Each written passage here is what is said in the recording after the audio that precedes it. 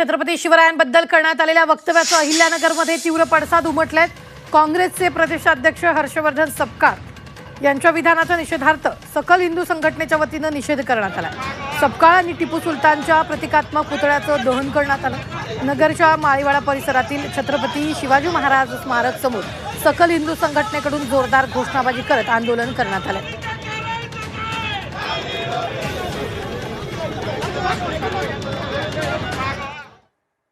गेल्या 2 दिवसापूर्वी हर्षवर्धन सपकाळ या व्यक्तीनं या महाराष्ट्राचं आराध्य दैवत श्री छत्रपती शिवाजी महाराज यांची तुलना काही धर्मांध लोकांशी म्हणजे विशेषतः कित्याशी करण्याचा प्रयत्न या हर्षवर्धन सपकाळ व्यक्तीने केलेला होता।